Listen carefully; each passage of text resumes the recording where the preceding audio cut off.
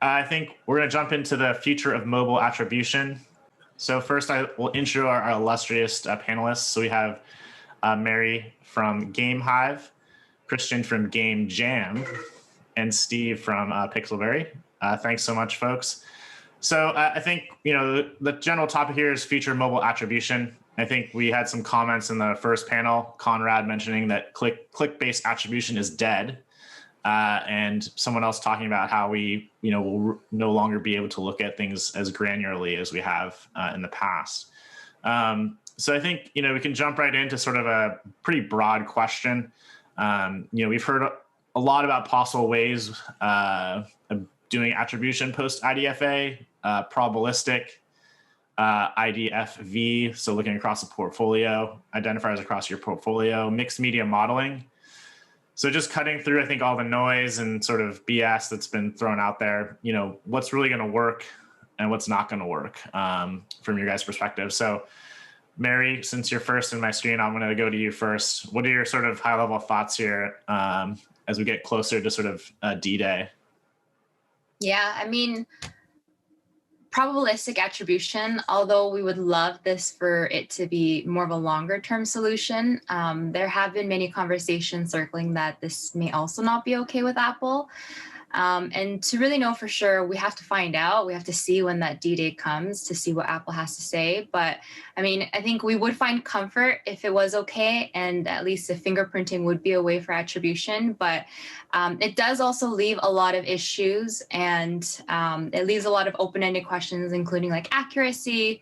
Although, it's mentioned that probabilistic attribution is around 90% accurate. If you really think about the user agents that are involved with probabilistic attribution, the number of devices are very, very limited for iOS devices as well. So that also leaves the question of, okay, how accurate really would that be? And then other methods like IDFV, there are also a lot of limitations to this too. And when a user actually deletes all of your apps from your portfolio off of their device, you actually get a brand new one if they were to reinstall it. So I think that's also not the perfect solution to kind of work long-term to look at attribution.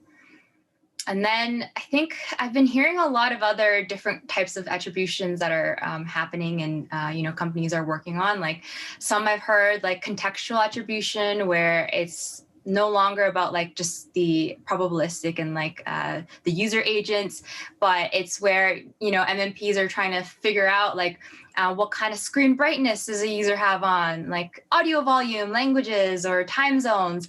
But to me, that sounds very intrusive, and who knows if also that will be allowed. For me, I think it's scary trying to, whoever knows what my device settings are, I think that's even more scarier. And I think like one additional one that I've heard most recently, which I think is super interesting and maybe very innovative with, along with what John was talking about, it creates opportunities for new companies to innovate, to do new things, but app clips. So first time I was introduced to app clips, it was really an intent to kind of have like a QR code for users and get kind of that snippet of experience of what that app should look like. And you can also download the app as well. And I have heard that some attribution providers are working to try and leverage this by embedding like a universal link in the app clip to match the user. And I think that to me sounds, wow, that's great. Like, should it solve then the whole whole issue? But I think it's still very early, and to really know what real thing will work, we'll just have to wait and see. But yeah, I am happy to know that like a lot of companies out there are spending the time and effort to, become innovative with these solutions, and we see it already. So as much as I'm not looking forward to it, I am looking forward to seeing what creative ways we can use to then attribute. Awesome. Christian, what's your thoughts here? You're looking forward to the new stuff? Worried about what you're currently doing? What are your thoughts? Yeah, I'm like definitely not looking forward to it. But I think Mary Kim covered like probably every possible situation, which is awesome. I think the one thing to note is that you know, everyone can kind of gather conversion data themselves through SKAdNetwork. But the thing is how you calculate LTV and ROI is going to be completely different based on advertiser and the abilities that they have. So for us, you know, we're a small company, and so I think it's scary for a lot of small companies, especially like indie game developers, what I would categorize myself in.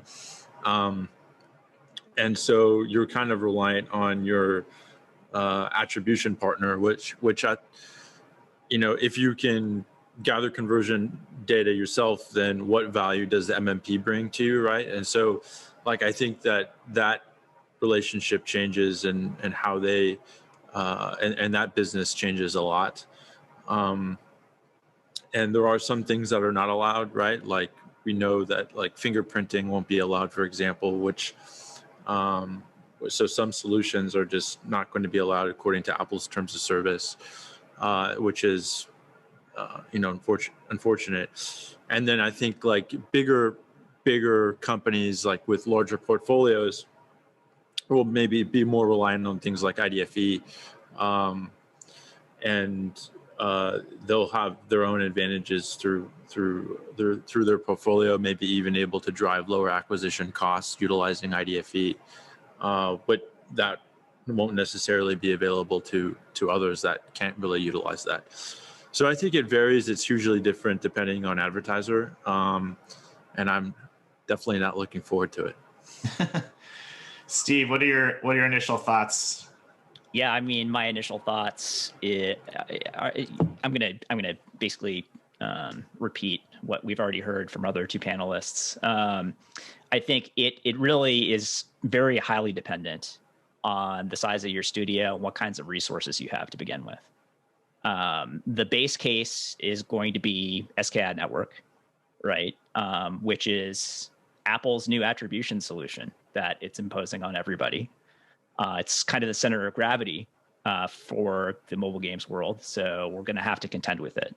And if you don't have substantial data resources, if you can't make recourse to designing your own, time series regression, discontinuity stuff like that, fairly technical stuff that requires like a team of data scientists. You can get creative and you can try some of this other stuff around the margins. I'm not convinced how well it's going to scale. That leaves you with SKAdNetwork, which is designed by very smart people who know what they're doing to reverse segmentation in a very real and very damaging way, right? It's not to say that you're not going to be able to do UA anymore. It's just going to get worse. It's going to impact efficiency. And the people that designed this know what they're doing. And they designed it to break Facebook's whale finder. And I think it's going to do that, right? I think we've seen that pretty definitively. From there, you have sort of a secular decline across UA, right? Industry-wide, but the whales are still out there. They're not aware that any of this is happening. It's not relevant to them. So any company that can develop a comparative advantage in attribution from here will be really privileged, I think, going forward. Hi, everybody. I'm Bradley Kincaid, Creative Director here at OperaVent. At OperaVent, we've developed a product called IGC, Influencer-Generated Content. We have a very diverse pool of influencers scattered all over the globe that speak a multitude of different languages. We use those influencers to generate content offline that they then deliver to our team, and our amazing team of editors turns those into high-performance advertisements for you to run on Facebook, Google, Snapchat, TikTok, performance networks like Unity, Vungle, and more. We have a very user-friendly dashboard that allows our clients to view, leave comments directly to the editors, draw on the videos, leave timestamps, and accept and reject videos directly from the dashboard in order to make things streamlined and seamless. One of the most amazing things about our dashboard is it allows our clients to schedule their campaigns in advance. Here at OperaVent, we believe that anybody could make a great video, but at the end of the day, those videos are measured by performance, and performance is what matters most. Our team does extensive research on every product that we work work with in order to create a happy merriment between what's been working great for you already and adding influencers into the mix. We have some clients that come to us and know exactly what they want, and we have other clients that come to us and they're interested in learning where to even start. Here at OperaVent, we believe that one ad doesn't fit all networks. Some ads perform better on Facebook than they do on Google. Some perform better on YouTube than they do on Snapchat. And we believe it's important that you discover what works best on each platform in order to optimize performance across the board. If you're interested in getting high-performance advertisements made for your company, reach out at getigc.com. So when we think about sort of operational changes, how are you guys thinking about sort of what you're implementing now to be prepared? Is it still more skewed towards wait and see? I mean, any thoughts about some stuff that folks can be doing to sort of best prepare themselves for this imminent change? Any thoughts around that? I think some channels will change, right? So like you can kind of prepare yourself by understanding which channels will be the most affected by this, because those are the channels that you may want to pivot more on or away from or change. There are like different scenarios that are kind of already starting to play out already within some ad networks. So you can kind of seeing the change slowly happen. For example, like with AppLovin, you are required to like the campaigns take a lot longer to start, right? And sometimes campaigns don't spend, and so like, and with some other like Iron Source, like you kind of have like a similar thing happening, and so like with Google, you may be in trouble on YouTube, right? So like, and so I think there's like certain scenarios that could play out within each ad network, and understanding what could potentially happen, operationally will change your workflow, and so I think the best thing to do is just kind of think about the possible scenarios that could play out. Excellent. Other thoughts? I mean, obviously you guys are, you're not maybe the biggest studios, but you're still fairly well resourced and have sort of scale from that perspective. What should smaller teams really be focused on, I think, right now? How can they maybe frame it around that context to maybe the smaller to mid-tier folks who are driving meaningful revenue but aren't giant public companies? Mary, any thoughts there about how you're sort of preparing from your sort of size perspective as a company? Yeah. So we're not that huge either, but we are doing the best we can to be prepared for it, although we've been seeing changes come almost on a weekly basis. So I think first things first, like updating the SDKs is so crucial, just so that we don't miss out on the new changes that are happening. As well, SKAdNetwork, I mean, a lot of MMPs are trying to prepare us for what's to come. And, we've also tested our conversion models, and we've seen what kind of a discrepancy that we're seeing. So we're continuing to iterate on it, test it, trying to improve it, and really just compare the models to see what works best for you. But I think for, even smaller companies who don't have the resources for having data scientists to look into the data to see what's best to predict the models, you should work with your MMPs to kind of figure out what that should look like and really just test. A lot of the times the MMPs have like a front-facing UI for you to kind of, test different models out and kind of see before you actually implement it, how it compares to what it is today. But I would say that's the biggest thing that, I would recommend. Just really test out the models, make sure that when it does happen, you're not like in deep trouble, and just know kind of what to expect in the worst case scenario.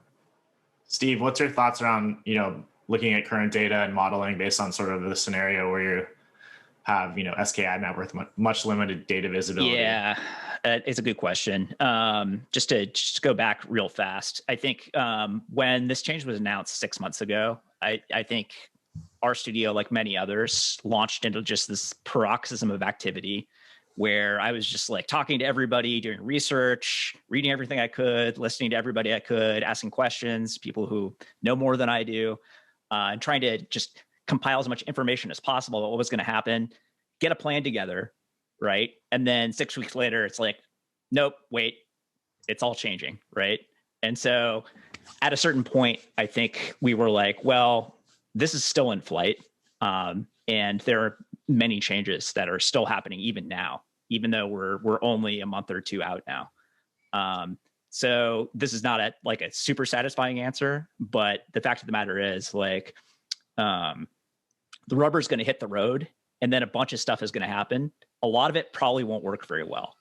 And so to a certain extent, you can prepare as much as you can, but the reality is when the changes happen, we're probably going to have to adapt pretty quickly. And, unfortunately, there might be some collateral damage as that happens. That's just like the reality of the situation, right? Because the documentation isn't there.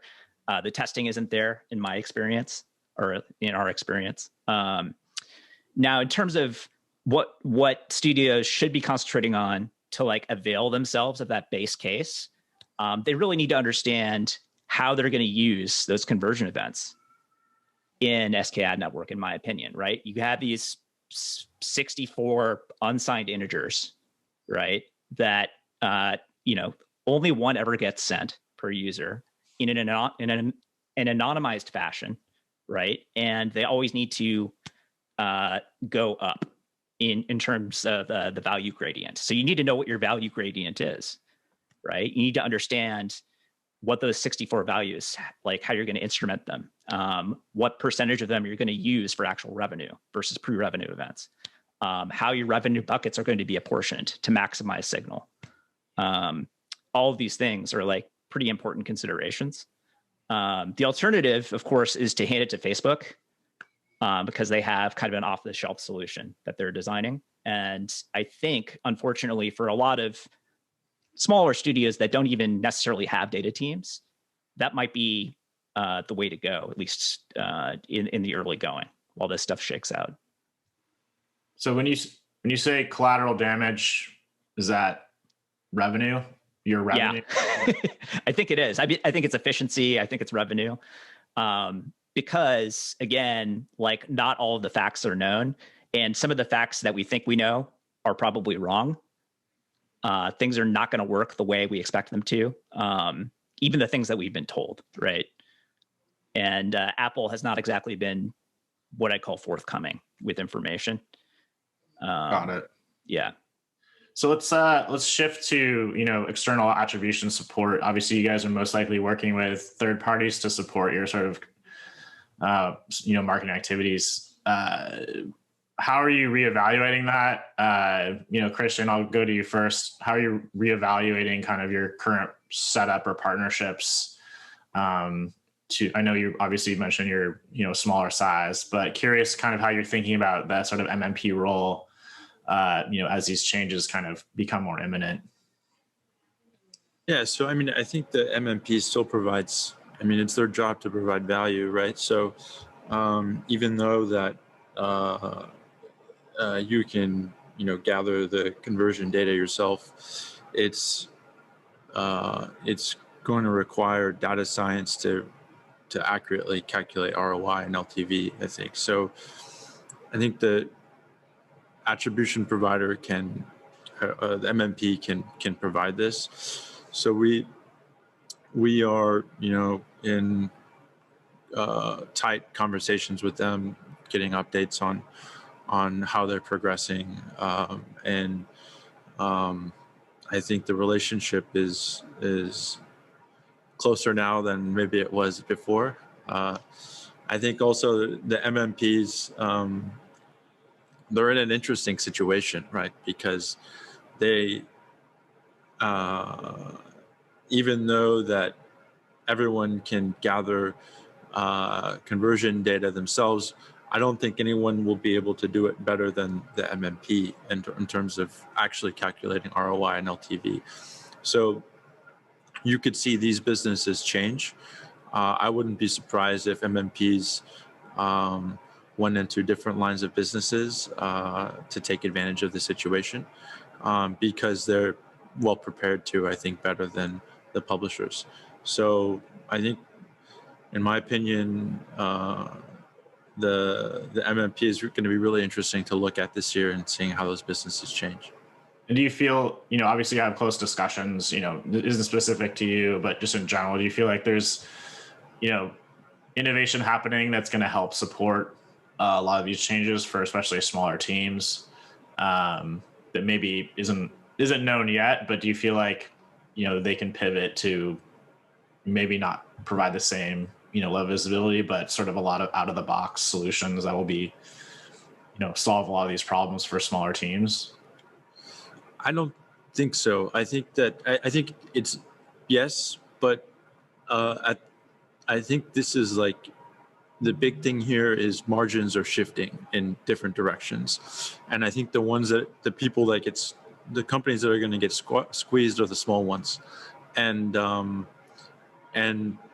the companies that will gain margin in this situation are the ones with data science, and it's always been like this in this industry since the very beginning. So I don't think that's going to change. I think that smaller companies are in the worst position and mostly dependent on providers. And providers, we can see that they are not necessarily loyal to the advertisers or publishers, right? Like they'll go and compete with you, or they'll go and do something. And so I think the smaller developers and publishers are in the worst position.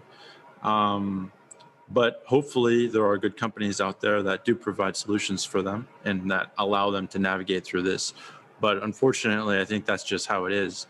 This is tables are shifting and margins are changing. And I think some people will get more, some people will get less.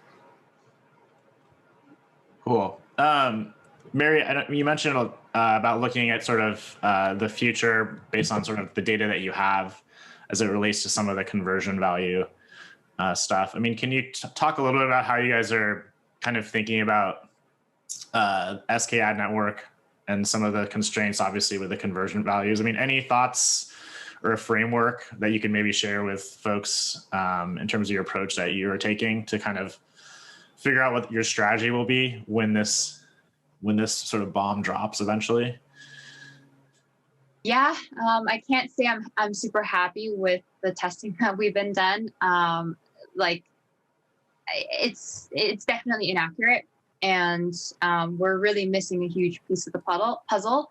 And I think that when it goes live, who knows actually whether or not this will actually be the case, or we'll see some tremendous changes. But I would say for us, I mean, we are an RPG title.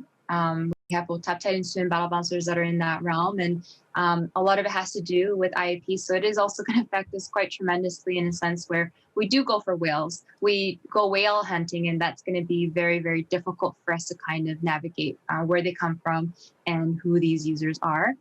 And so, we have those typical conversion models like revenues as well as events. But other than that, it's been very difficult to kind of navigate or even kind of visualize like how this will also come into play. And it tends to actually under track what we see compared to like our normal reports.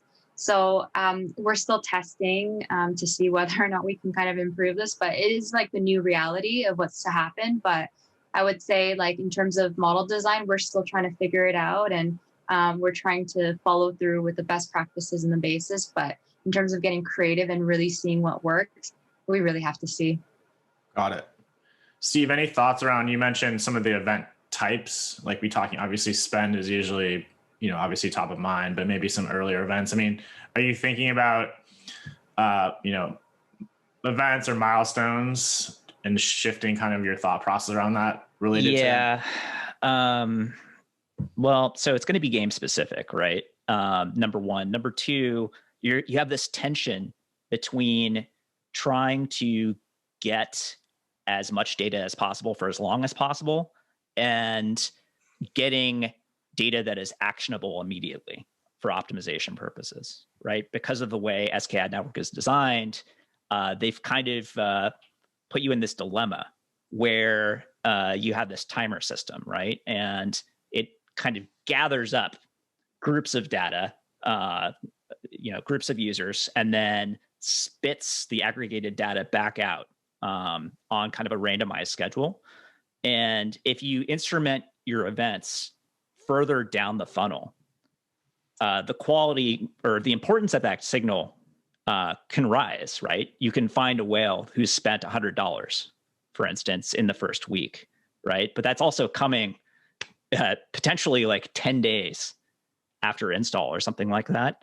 Number one. Number two, you're going to have to think about, again, where the cut points are going to be when you're bucketing the revenue. And how that relates to calculating ROAS, right? If one of your buckets is, let's say, $100 to $1,000 in LTV, that doesn't give you a ton of information about, there's obviously a lot of variation in there. So when you try to relate that back to what your ROI is for this campaign or this channel, you're adding a bunch of events that are, they're not integers, right? You have 9 people that spent between $100 and $1,000 in this cohort, right? It's like, well, that's not great, So, are there other in terms of non-revenue events? Are you thinking that will be something you'll experiment with in any? Absolutely, Okay. Yeah. It's because that stuff is a lot further up the funnel, right? And it can provide a fairly high fidelity signal, depending on how it's correlated with outcomes down the funnel. Right. And in order to do that, you need analytics, you need real data science, at least a little bit. And you need to have a really good understanding of your game too. Other things equal, like other people have made this point, like Eric Seufert, I think we should expect to see games try to cram monetization, signals much earlier into the funnel over time. That's how they're going to respond to these new structural constraints, or one of the possible responses. Got it. So, Christian, I'm going to go to you because, obviously there's been a lot of talk, especially from our other host, around, hyper casual and sort of the impact of these changes, frankly, in a negative capacity. I mean, what are your thoughts around that from a sort of macro perspective? Obviously heavily ad revenues have heavy focus, and that potentially declines with these changes. Any thoughts there? What's your sort of perspective? Yeah, I mean, I've been answering this question for like 4 years, but okay. So 5 years. So I mean, yeah. So I think now it's really in trouble. So the thing that's interesting is, I think if you have a portfolio and you can utilize IDFA in this situation, I think you're okay. But if you can't, it's going to be significantly harder to drive lower costs. So I think what will start to happen is we'll really start to see walled gardens popping up within portfolios. And we all know that it's just always just getting more competitive. So that's, you can just think about that. In terms of the play on CPM, so I think there's two arguments here, right? And the first is, if you are fighting for ATT, driving up adoption rate, and can you drive up your CPMs with that? Everyone's kind of hyper targeting these people, right? That's one argument, and then the other argument is LAT users, will drop. But it's interesting because, again, I think it's all like a question of where the margin's going to fall. So will the advertisers spend more for learning, or will the networks give up margin for the advertisers to make it more effective? Or will, on the net CPM, will the publishers take a hit? And so I think that's a big question, and we have to see where that happens. I firmly believe in the laws of supply and demand, and so I think that that what we're trying to do is integrate as many partners as possible, so both on the UA side and on the monetization side. And I think that the bigger portfolios are doing the same thing. integrating more and more partners. And I think this helps diversify risk and allows us to think about more channels to scale, so more channels to make money on. And at the same time, it diversifies us away from walled gardens where we may see a threat or a decrease in scale or decrease in revenue. So I think that it's still kind of really early and we have to see how this plays out. But I think that this is the biggest kind of threat for smaller companies entering in the space in terms of hyper casual, and it could create an increase in dependency for smaller studios, and it could have an effect on the creativity that we see in games in the marketplace. Yeah. And so from a hyper casual for dependency would mean maybe like you have to work with some of the larger players to have any type of potential success effectively. Exactly. Yes. So I mean, it could that could happen, right? Because those players may have walled gardens that they could better scale on, and whereas they couldn't do that on their own because they don't have a data science team and they don't have everything that we're talking about now. I do believe though that there is a world where there is like freedom for these indies if there are self-publishing solutions that pretty much open source what the big publishers are doing now.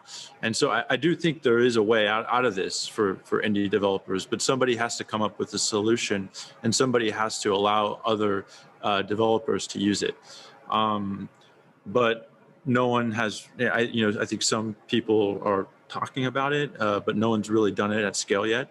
But currently the direction that it looks like it's heading is everyone's putting up their fences and getting ready to battle. So I think that's what it looks like is happening. So let's switch to Google here, and I'll say people throw some questions up. We'll get to those next. So Google, 2 questions. One is like not as sexy, but operationally, like how are you guys going to treat this sort of bifurcated process, right? Google, right, theoretically is business as usual. Apple or iOS becomes this whole new sort of pretty significant change. Like Mary, how are you thinking of handling this? Are you just going to have 2 separate sort of workflows, or are you just going to try to like mesh them together in the near term? Like how are you thinking about that from an operational perspective? I think in the short term, especially when it does hit, we will look at things differently. So even when you talk about the campaign strategies of how to structure the campaigns has to be different. And so, yeah, we'll have goals that are different for OS. And eventually, hopefully, we can actually migrate and look at it on a holistic view. But I think in the near term, because we don't know what to expect, we have to make sure that we understand what those implications will cause, and then potentially kind of migrate everything and look at it as a whole. But I really hope that Google doesn't follow through with it. I mean, seeing that there are a lot of controversies behind this, like I hope that's a sign that it's definitely not wanted. But really, who knows? Privacy has become, much of a bigger topic these days, and maybe they also will be forced into it. I don't know, but I really, really hope not. Steve, what do you think? It's going to Google Ad ID goes away. Yeah, I don't know. Like they have a real incentive to not follow Apple down this road, because obviously this is going to redirect a lot of spend into Android. It's going to become a lot more relatively efficient, number one. But like this is just one aspect of Google's larger business, and Google's larger business is under a lot of scrutiny right now, to put it mildly. So they also have real incentives to call themselves compliant with the new way of doing things. Like I've heard very well-connected, smart people say that we're probably 6 to 12 months out for Google. Other people think that it might actually take a little bit longer than that, just for them to design their solution. Because I don't think that they want to cause chaos necessarily. But yeah, I do think it's inevitable. It's really more a question of when. Until it happens, though, yeah, you are going to see two different workflows, and you're going to see, I think, a lot of budget start to flow towards Android on a relative basis. Interesting. So we had one question around Google Ad ID deprecation. The other question was around, do you believe it's possible to come up with a set of universal identifiers to avoid making future changes that have negative impacts on the business due to reliance on a fixed identifier? That is a pretty complicated question. Anyone have any thoughts around, Steve, any thoughts around that? Like identifiers, creating universal identifiers versus being sort of wedded to, what we've been doing in the past? Yeah, it's tough because these are usually platform specific, right? Or, depending on the size of the walled garden or the publisher specific. Universal identifiers would imply like the creation of some kind of consortium, something along those lines, which I guess is possible. But right now, like the incentives don't seem to align for that. Maybe if it's established legislatively or something like that, you could see something like that happen. Yeah. Within the European Union, maybe, I don't know. The mobile acquisition transparency. Oh, Filippo. Yeah, that's right. Filippo's been beating this drum for a while, and I back it, man. No, that's a great idea. We just need, I don't know, several $1 billion of lobbying behind it, and we'll get there.